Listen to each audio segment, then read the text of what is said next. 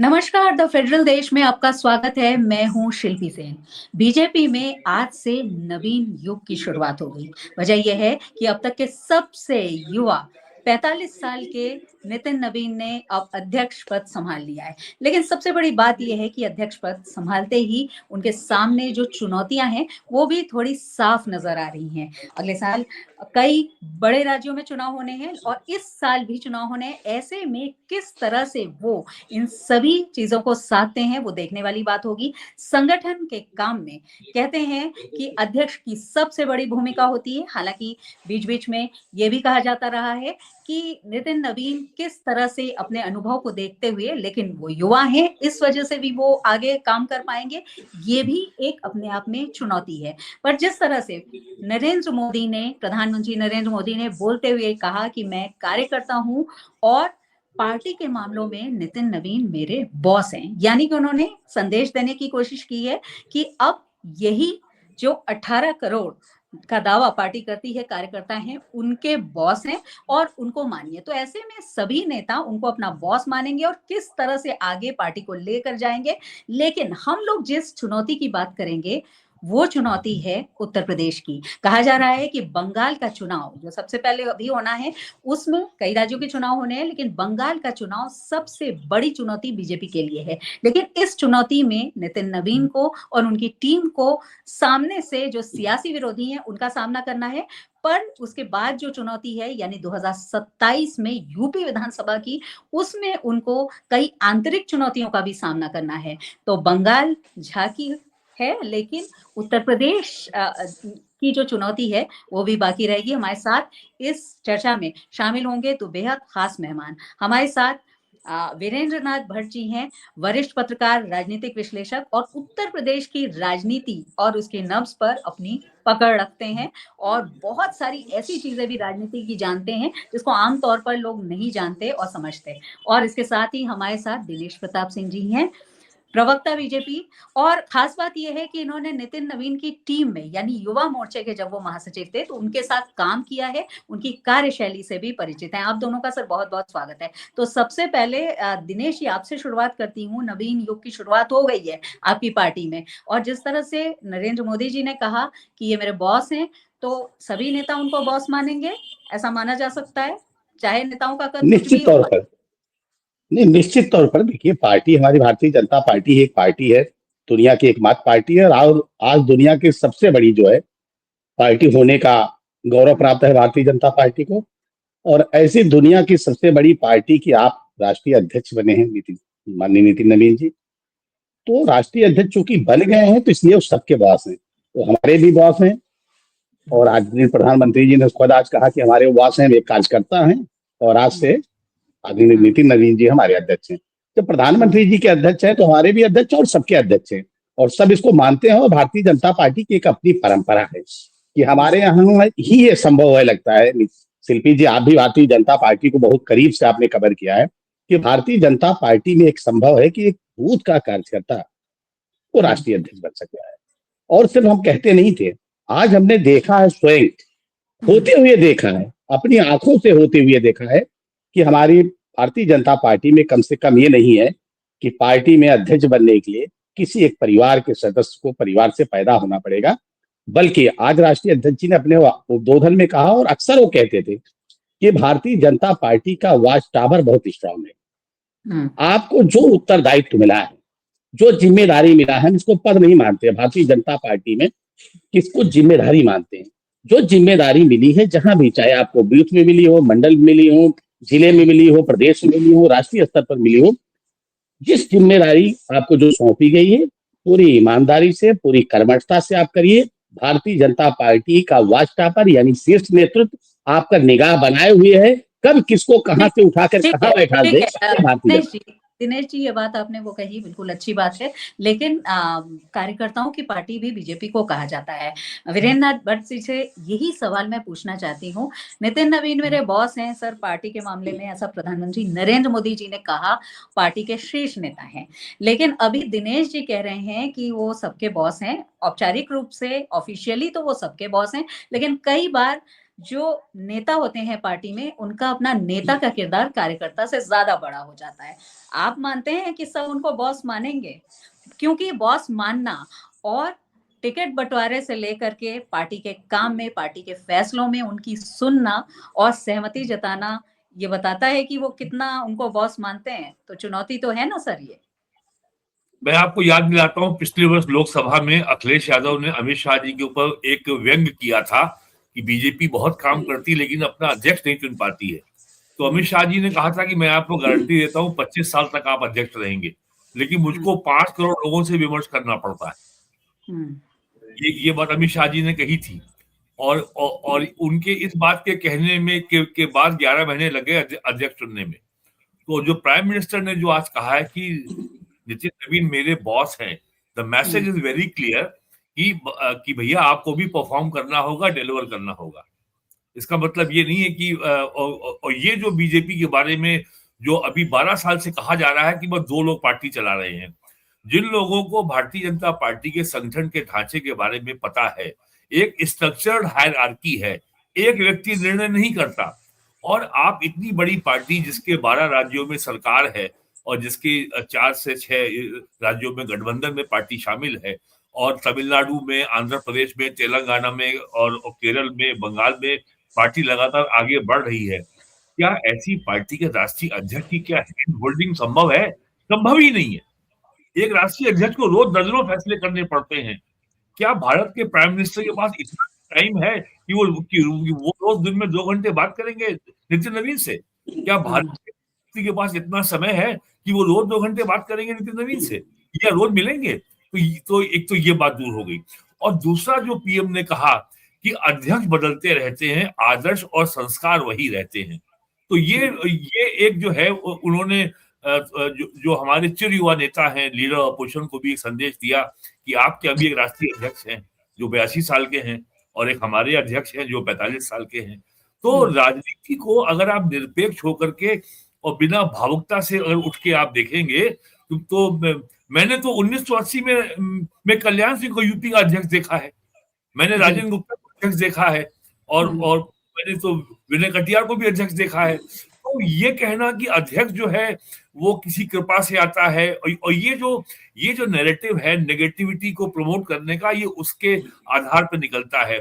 पिछले 30 साल में यूपी कांग्रेस कमेटी का एक ऐसा अध्यक्ष आप नहीं बता सकती जिसको हाईकमांड ने अपनी कार्यकारिणी बनाने का अधिकार दिया हो। अध्यक्ष आते हैं, चले जाते हैं और कार्यकारिणी नहीं बना पाते हैं। और यही बात दिग्विजय सिंह ने पिछले महीने कांग्रेस वर्किंग कमेटी की बैठक के पहले कही, अपने ट्वीट में कही थी, और उसमें उन्होंने पीएम मोदी का फोटो लगाया था कि देखिए एक कार्यकर्ता बीजेपी का जो है फर्श पे बैठा हुआ है और वो देश का प्राइम मिनिस्टर है। तो the facts speak for themselves. तो प्राइम मिनिस्टर ने जो कहा है कि अगला 25 साल का जो कालखंड है, भारत विकसित राष्ट्र बनेगा, बन के रहेगा। तो पार्टी का संगठन और सरकार ये एक दूसरे को कॉम्प्लीमेंट करते हैं। तो ये बिल्कुल एक दूसरे को सर कॉम्प्लीमेंट करते हैं, एक दूसरे को कॉम्प्लीमेंट करने पर ही जो लक्ष्य है सामने वो उसको साधा जा सकता है। दिनेश जी, सामने बहुत बड़ी चुनौतियां हैं। नवीन युग तो शुरू हो गया है, बंगाल का चुनाव दिखाई पड़ रहा है, तमिलनाडु का चुनाव, केरल का चुनाव, असम का चुनाव, लेकिन हम लोग उत्तर प्रदेश की अगर हम बात करें, क्योंकि 2027 में जो चुनाव होना है वो इस लिहाज से अहम है कि उत्तर प्रदेश का जो एक सियासी जो स्थिति है वो बहुत ही अलग है। यहाँ पर योगी आदित्यनाथ जैसे नेता हैं जो सरकार के मुखिया हैं, यहाँ पर आप देख रहे हैं कि किस तरह से जो पॉलिटिक्स है ब्राह्मण क्षत्रिय की वो एकदम उफान पर है। यहाँ पर कार्यकर्ताओं का मनोबल, ऐसा बताया जा रहा है कि कार्यकर्ता नाराज हैं। यहाँ पर यह भी बताया जा रहा है कि अधिकारियों की कार्यशैली से और जिस तरह से काम डिलीवर नहीं हुआ है उससे भी संगठन के सामने चुनौती है। उत्तर प्रदेश पर सीधे मैं आती हूँ, उत्तर प्रदेश में कितनी बड़ी चुनौती मिलने वाली है आपके नए अध्यक्ष को? आप ये देखिए, नितिन जी की शुरुआत तो बहुत अच्छी हुई है महाराष्ट्र से। आपने अच्छा मुझसे पूछ, ठीक है, पहले ऐसी बोलिए। जी मैं दिनेश जी से पूछ रही हूँ, फिर जी। शिल्पी जी, बीरेन जी ने बहुत अच्छी बात कही, और मैं कहता हूं कि देखिए चुनौतियां कुछ नहीं, और हर चुनाव को भारतीय जनता पार्टी हर चुनाव को बहुत सीरियसली लेती है। हमारे लिए चाहे छोटा चुनाव हो चाहे बड़ा चुनाव हो, चाहे नगर निगम का चुनाव, स्थानीय निकाय का चुनाव हो या पार्लियामेंट का चुनाव हो, हर चुनाव को हम बहुत सीरियस लेते हैं।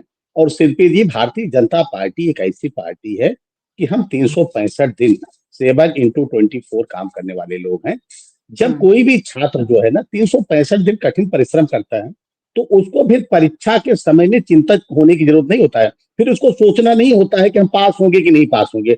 हमारे सामने पास होने की कोई दिक्कत नहीं है। हम सिर्फ ये सोचते हैं कि हमको पास होना है तो डिस्टिंक्शन मार्क से पास होना है। तो भारतीय जनता पार्टी 365 दिन परिश्रम करती है और सिर्फ पढ़ती ही नहीं है, आवश्यकता पड़ने पर जब कोर्स पूरा कर लेते हैं तो रिवीजन भी करते हैं कि जो उसमें समस्याएं हैं उसका समाधान भी करते हैं। इसीलिए हमारे सामने चुनौती है। और बाकी लोग क्या है, ये गेस्ट पेपर वाले लोग हैं। बाकी पार्टियां जिसकी हम अभी चर्चा कर रहे हैं उत्तर प्रदेश की, तो आप ले लीजिए, ये लोग सिर्फ चुनाव के समय में दिखते हैं, सिर्फ आरोप प्रत्यारोप की राजनीति करते हैं। ठीक कह रहे और ये पार्टियों की बात नहीं कर रहे हैं हम, मैं उत्तर प्रदेश की चुनौती की बात कर रहा हूँ जी, बिल्कुल उसी पे आ रहा हूँ। तो इसलिए मैं कह रहा हूँ कि देखिए, हमने कहा सीरियस सारे चुनाव को लेते हैं, और जिस पार्टी के पास इतना सक्षम नेतृत्व है, जैसे हमारे यहाँ तो पार्टी ही परिवार है, तो जिस पार्टी रूपी परिवार में इतना सक्षम नेतृत्व है, आदरणीय प्रधानमंत्री मोदी जैसा, अमित शाह जी जैसा जिनको चाणक्य कहा जाता है, आदरणीय राजनाथ जी हो, नितिन गडकरी हो, जेपी नड्डा जी हो, उनको चिंतित होने की क्या जरूरत है। और आप ये मानते हैं कि आज उत्तर प्रदेश में भी माननीय योगी आदित्यनाथ जी की लोकप्रियता, आप देश नहीं दुनिया के तमाम मुल्कों में भी आज अगर कोई घटना होती है, लोग कहते हैं काश हमारे यहाँ भी योगी आदित्यनाथ होते।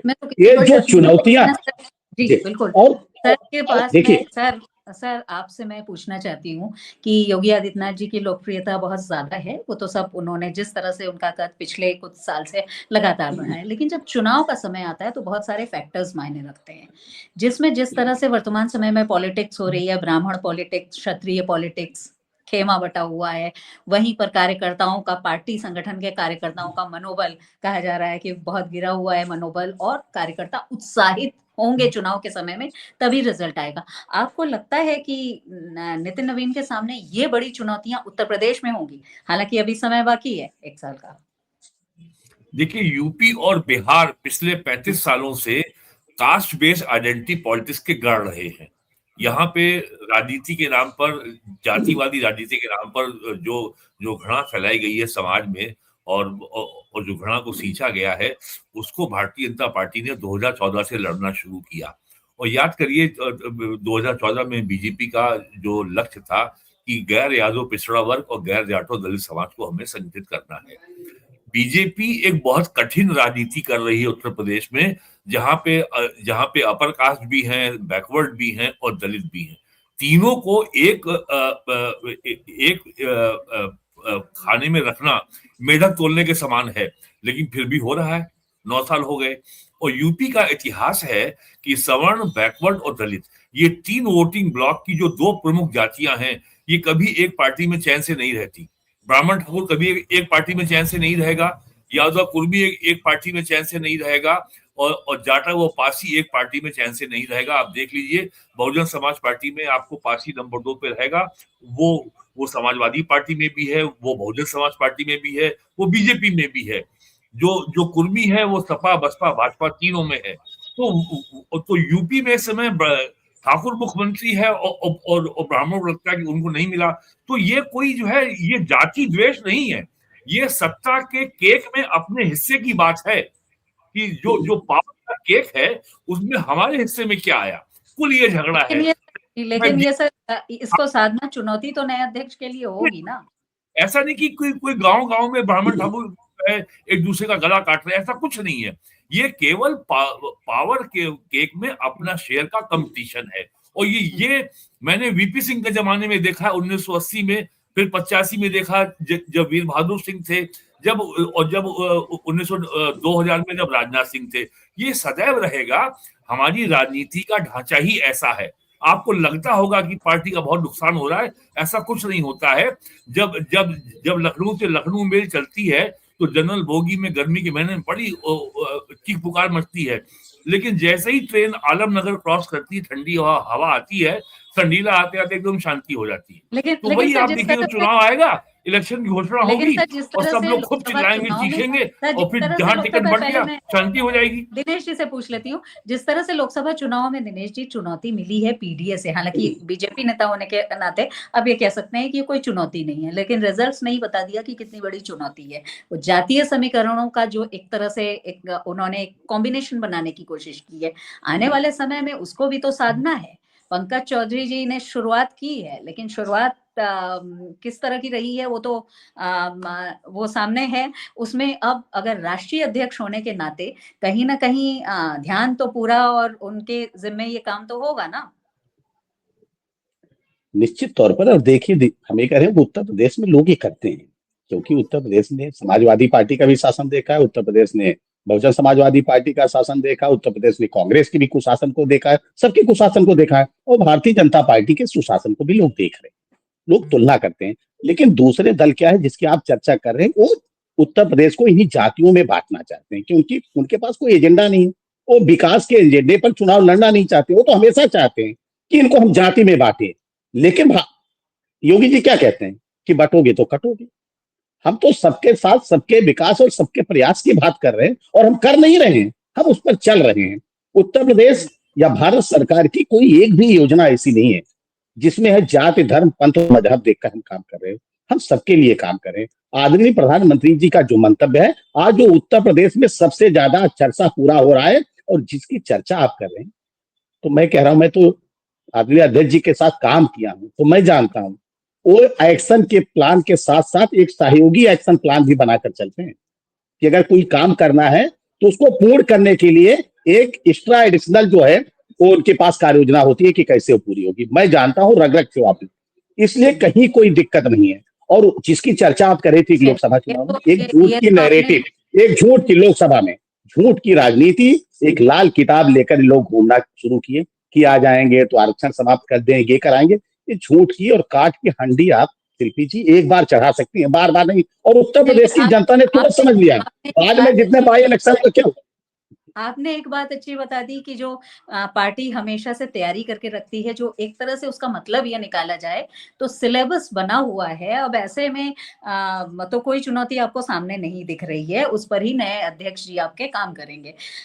सर, वीरेंद्र नाथ भट्ट जी से जानना चाहूंगी कि सबसे बड़ी जो चुनौती है उत्तर प्रदेश में हमेशा वो संगठन और सरकार में तालमेल की होती है। हालांकि ये प्रदेश अध्यक्ष की जिम्मेदारी ज्यादा है, राष्ट्रीय अध्यक्ष इन सबसे ऊपर माने जाते हैं। लेकिन एक आपने देखा होगा कि जिस तरह से योगी आदित्यनाथ का कद पिछले कुछ समय से लगातार बढ़ा है, ऐसे में पार्टी संगठन के जो नेता हैं, अभी नई टीम भी बननी है, मनोबल भी बताया जा रहा है कार्यकर्ताओं का उस तरह से नहीं है, अफसरशाही की वजह से। तो ये सब देखना क्या नए अध्यक्ष के लिए एक चुनौती नहीं होगी? देखिए, मैं तो दिनेश प्रताप सिंह जी से ये अनुरोध करूंगा कि जो आपके जो लाखों पन्ना प्रमुख हैं, अब उनको पन्ने के बाहर ले आइए। एसआईआर प्रोसेस चलते 2 महीने से ऊपर हो गया, हमने आज तक पन्ना प्रमुख नहीं देखा। मैंने 20 जिलों में लोगों से पूछा कि कोई आपके पास पन्ना प्रमुख आया था, तो सबने कहा कि हमने अखबारों में पढ़ते हैं कि बीजेपी में पन्ना प्रमुख है, कभी देखे नहीं आज तक पिछले 20 सालों में। तो कृपा करके आप अपने पन्ना प्रमुख को पन्ने के बाहर लाइए, ताकि लोगों को मालूम पड़े कि हाँ, बीजेपी में कोई संगठन है। और जब संगठन में और सरकार में तालमेल नहीं होगा तो ब्यूरोक्रेसी हावी होगी, और यूपी में ये आजकल है स्थिति। अगर संगठन अपना अगर काम करेगा, जैसे मैं रहता हूं लखनऊ में, मेरे इलाके में जो है सड़कों पे सीवर का पानी बह रहा है 3 महीने से, कोई सुनने वाला नहीं है। ना सभासद है, ना हमारा विधायक का पता है, ओपी श्रीवास्तव, राजनाथ जी हमारे सांसद हैं, किससे कहूं कुछ पता नहीं है। मेयर साहब जो है वो तो दिन भर फीता काटने में, फोटो खिंचवाने में व्यस्त रहती है। मुझ जैसे हजारों लोग इस समय परेशान हैं। लखनऊ में ऐसे 20 इलाके हैं, कोई सुनने वाला नहीं है। संगठन का आदमी को कोई कहीं दिखाई नहीं पड़ता। तो अगर संगठन और सरकार में सामंजस्य नहीं होगा तो नौकरशाही हावी होगी। दिनेश जी, मैसेज साफ है कि संगठन और सरकार में सामंजस्य नहीं होने पर अफसरशाही हावी होगी, और अफसरशाही कितनी हावी है ये बात तो कार्यकर्ता समय समय पर कहते रहे, या आप इसको नकारेंगे यहाँ बैठ करके कि ऐसा कुछ नहीं? देखिए, 2 चीजें वीरेंद्र जी ने जहां से बात जोड़ी, मैं वही शुरू करता हूँ। आपने कहा कि पन्ना प्रमुख से बाहर निकलना होगा। मैं प्रवक्ता के साथ साथ एक अपने बूथ का मैं बनना प्रमुख हूँ, मैं भी। इसीलिए कहा जाता है कि भारतीय जनता पार्टी का प्रत्येक व्यक्ति एक कार्यकर्ता है। तो अभी क्या हो रहा है, अभी एसआर की प्रक्रिया चल रही है। तो एसआर की प्रक्रिया में प्रमुख का क्या काम है? उसका एक काम है कि अपने पन्ने पर जितने वोट हैं, जितने परिवार हैं, उनसे संपर्क करें और उनका वोट, जो भी जिनका नहीं बना उनका बने। जो 18 वर्ष पूर्व चुके हैं, पहली बार मतदाता है, वो कैसे वोट बने। जो पलायन कर चुके हैं या जिनकी मृत्यु हो चुकी, वो नाम कैसे हटी, इस काम में लगे हुए। देखिए, पांचों उंगलियां बराबर नहीं होती। वीरेंद्र जी ने जो कहा, हो सकता है कहीं इस तरह की कहीं दिक्कत हो, मैं ये नहीं कह सकता हूँ कि 100% हो, लेकिन इस काम में हमारे कार्यकर्ता लगे हुए हैं। कहीं भी कोई संगठन और सरकार में कहीं मतभेद, ये दूसरे लोग इसको फैलाने का काम करते हैं। भाई, उनके पास क्या है, वो क्या करेंगे? जो इस तरह के लोग खाली पड़े हैं, वो इसी तरह का काम करते हैं। कभी किसी बैठक को किसी जात से जोड़ देंगे, कभी किसी जात के नाम पर लोगों को जोड़ देंगे। उनके उनके तो एक अलग उनके टॉपिक का पास टॉपिक हो जाएगी, अलग विषय नहीं। हो हाँ, जाएगा कि इसीलिए मैं ये कह रहा हूं कि संगठन और सरकार सरकार में बेहतर तालमेल है। और इसीलिए अगर कोई दिक्कत, जैसे आप कह रहे हैं ना, कि अगर जिले में कोई इस तरह की दिक्कत है तो प्रदेश देखता है। प्रदेश में प्रदेश अध्यक्ष जी हैं, संगठन महामंत्री होते हैं, जिस मामले को देखते हैं, उनके ऊपर प्रभारी होते हैं। फिर केंद्रीय नेतृत्व, इतना सक्षम केंद्रीय नेतृत्व है, तो निश्चित तौर पर कम से कम भारतीय जनता पार्टी में इसीलिए खूबसूरती है कि यहाँ दिक्कत नहीं। जो चुनौती मैं बता दूं आपको केवल एक है, भारतीय जनता पार्टी ने पिछले 10 वर्षों में बड़े परिश्रम के साथ जो शॉर्टकट पॉलिटिक्स है कि एक जाति के आदमी को जो है घृणा फैला के गोलबंद करो और कॉम्बिनेशन बनाओ और सरकार बना लो, उसके बाद लूटो और निकल लो बिना किसी विजन के। बीजेपी ने पीएम मोदी के आने के बाद जिस तरीके से पॉलिटिक्स का ग्रामर को बदला है, राजनीति के गोल पोस्ट को बदला है, और जिस तरीके से जाति आधारित और घृणा फैला करके शॉर्टकट पॉलिटिक्स के आधार को समाप्त किया है, तो जो चुनौती आज आपको दिख रही है केवल यही दिख रही है कि जाति आधारित गोलबंदी जो आसानी से अब तक हो रही थी, उसमें लगातार कमी आई है, लेकिन अभी बहुत कुछ काम किया जाना शेष है। ये बस यही चुनौती है बीजेपी के सामने। ठीक है दिनेश जी, क्योंकि हमारे पास समय कम है, इस पर विस्तार से कभी चर्चा होगी, लेकिन आप क्या मानते हैं कि उत्तर प्रदेश में अब नए अध्यक्ष की छाप दिखाई देगी, राष्ट्रीय अध्यक्ष की, क्योंकि अभी टीम बननी है, उसके बाद यही टीम चुनाव में काम करेगी और विजय रथ को 2027 में आगे ले आएगी। तो प्रदेश टीम भी बननी है, आपको लगता है नए अध्यक्ष की छाप इसमें दिखाई देगी? हालांकि आपके प्रदेश अध्यक्ष निश्चित तौर पर शिल्पी जी, देखिए, जितना मीडिया ने नाम चलाया, जितने राजनीतिक विश्लेषक, जितने मीडिया ने नाम चलाए कि ये बनेंगे, कोई नाम छोड़ा नहीं, लेकिन इस नाम को किसी ने नहीं लिया था।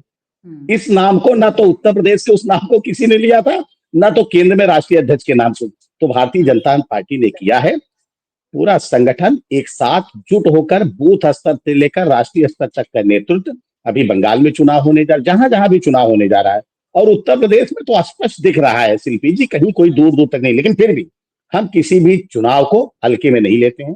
पूरी जिम्मेदारी से भारतीय जनता पार्टी उस पर काम करेगी और नए अध्यक्ष की छाप भी देखेगी। आज सबसे युवा देश भारतवर्ष है, सबसे युवा राष्ट्रीय अध्यक्ष हमारे पास हैं, और उत्तर प्रदेश में युवा मुख्यमंत्री हैं।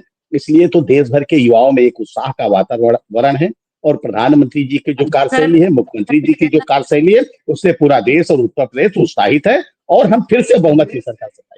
जी वीरेंद्र नानपट जी, सर आपसे सवाल, एक आखिरी सवाल, जिस तरह से उत्तर प्रदेश की सियासी जमीन को प्रभारी होकर के समझा था जेपी नड्डा जी हो या अमित शाह जी हो, क्योंकि उत्तर प्रदेश में उन्होंने काम किया था, नितिन नवीन के लिए एक नई, आप कह सकते हैं एक नया क्षेत्र है, क्योंकि उत्तर प्रदेश में कहा जाता है कि हर विधानसभा की, हर जिले की अपनी ही सियासत होती है, अपने कितने गुट हैं और किस तरह से वो आपस में उनका संबंध रहता है और किस तरह से वो एक दूसरे से संपर्क में रहते हैं, ये भी बात है। क्योंकि पिछले चुनाव में आपने देखा होगा कि अमित शाह को क्षत्रिय पॉलिटिक्स को एक तरह से समझाने के लिए उतरना पड़ा था, कहीं वेस्ट यूपी में कुछ हो रहा है, कहीं पूर्वांचल में कुछ हो रहा है। आपको लगता है नितिन नवीन को इसमें खुद बहुत मॉनिटर करके या ध्यान दे करके इसको करना पड़ेगा? नितिन जी को अटल बिहारी वाजपेयी जी की बात को याद करना चाहिए कि भारतीय जनता पार्टी ना चुनाव हारती है ना जीतती है, भारतीय जनता पार्टी सीखती है। तो अगर वो सीखने को तत्पर होंगे तो, और यूपी एक ऐसा स्टेट है जहां सीखने की संभावनाएं अनंत है, आजीवन है, यहाँ पे कभी आप ये कह ही नहीं सकते कि हमने जो है 403 में हमने 400 सीटें जीत ली और अब जो है बस अब जीवन में कुछ करने को शेष नहीं है, सब कुछ करने को शेष है। मुझे अच्छी तरह याद है अप्रैल 2017 में बीजेपी की सरकार बनी थी और अमित शाह जी लखनऊ में थे और केजीएमसी के सेंटेनरी हॉल में बड़ा भारी सम्मेलन हो रहा था और उस समय अमित शाह जी 30,000 संगठन विस्तारक को रवाना कर रहे थे।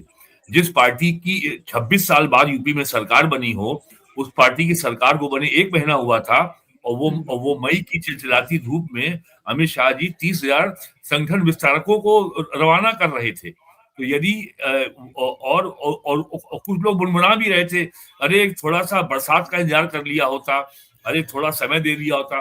अब उनके 30,000 लोगों का मतलब ये नहीं कि 30,000 लोग जो है तुरंत काम में जुट जाएंगे, 50% जाएंगे ना। तो संगठन का काम ऐसे ही होता है। संगठन कोई जो है प्रदेश का सचिवालय नहीं होता है। संगठन के लोग जो राजनीतिक लोग होते हैं, वो चाहे किसी दल के हों, वो स्वभाव से बड़े अराजक होते हैं और उनको कैसे रखा जाता है अनुशासन में, वो बीजेपी लोग हम आपसे बेहतर बीजेपी में उनको कैसे अनुशासन में रखा जाता है, पिछले कुछ समय से बीजेपी ने जिस तरह से सफलता हासिल की है उसमें कई सबक इस बात के भी हैं। आज समय इतना ही था, लेकिन इतना तय है कि बीजेपी के नए अध्यक्ष नितिन नवीन के सामने चुनौतियां तो हैं, लेकिन जिस तरह से उनकी कार्यशैली रही है, आगे आने वाले समय में वो किस तरह से काम करते हैं, किस तरह से टीम बनाते हैं, किस तरह से राज्यों में अपनी मॉनिटरिंग करते हैं, ये भी देखने वाली बात होगी। और सामने सियासी विरोधी हैं बंगाल जैसे राज्य में, तो उत्तर प्रदेश जैसे राज्य में भी आंतरिक चुनौतियां भी बहुत हैं, लेकिन सबको साथ करके अगर वो आगे बढ़ते हैं तो निश्चित रूप से सियासी रथ को अपने आगे ले जा सकते हैं। ऐसी उम्मीद तो फिलहाल आज के दिन की ही जा सकती है। सर बहुत बहुत शुक्रिया आप दोनों का। दिनेश प्रताप सिंह जी आपका भी शुक्रिया और वीरेंद्र नाथ भट्ट जी आपका भी शुक्रिया इस चर्चा में शामिल होने के लिए।